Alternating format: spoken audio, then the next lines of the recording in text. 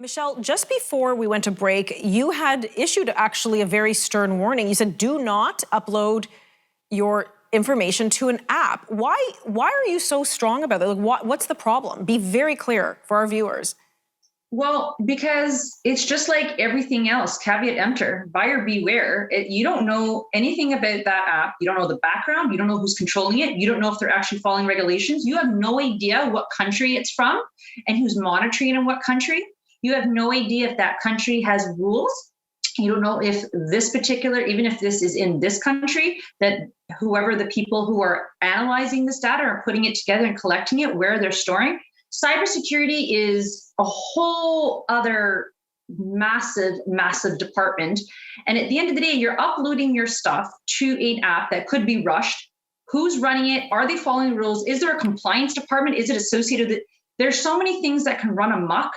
And in a previous privacy episode, I talked a little bit about the deep dark web.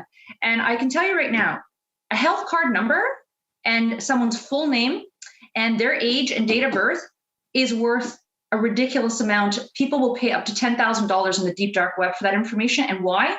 Because it is such valuable information for them to use and sell. And so at the end of the day, that information should always be kept private. And if they're not giving you safeguards about your personal health information, which could be used for many different reasons, I would argue saying, why should I give it? And I think if everything is always changed by consumer demand.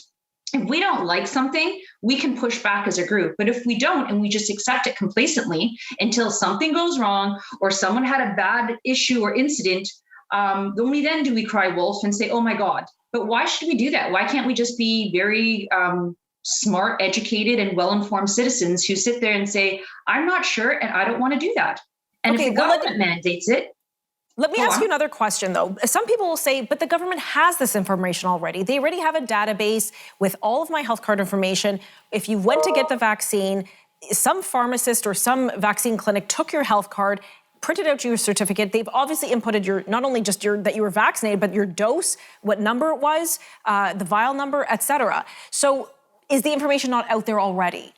No, it isn't. Because again, going back to PHIPAA, the Personal Health Information Privacy Act, you can't share that information. Like I mentioned, the HICs, the health information custodians and the agents, you have to be prescribed under one of those categories. So like it's section 17.2 within PHIPAA, you have to be prescribed as that particular custodian or agent in order to handle health information. And if you are not, if you don't fall under that legislative provision, then you're not allowed to handle health information. So other government organizations cannot have access to your medical record. So for instance, our Ministry of Transportation, while there are some health issues there because some people need to wear eyeglasses, right? And they can't drive their vehicle without the help. And that could be medical, but they don't have access to your medical records. You have to sign something to allow them to have access. So we do have walls and barriers within our government that don't allow the sharing of information because it's mandated by our regulations. However, if we found out that somehow a different government employee within a different department had access to it and they're not in the legislative act as either a custodian or agent, then there could be some issues and you could sue for damages. So at that point, yeah, it's not out there for everybody. It's very strict and mandated where it can go. Okay, we only have about a minute left. Charitarth, given what Michelle has shared and many privacy concerns on Canadian minds with respect to vaccine information or healthcare information in general, will the government will there be an opportunity to have like a paper versus an uploaded digital pass, a paper pass for those who do want to travel and have been vaccinated and want to take advantage of this, of what I would call a new two-tier system? Will there be a non-digital pass? 20 seconds.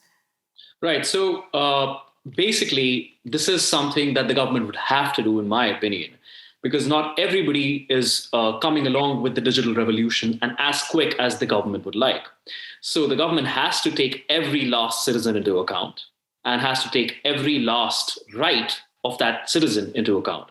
So when they bring up a digital passport, which they intend to, they have to factor in that there might be people who might not be tech savvy to deal with all of that.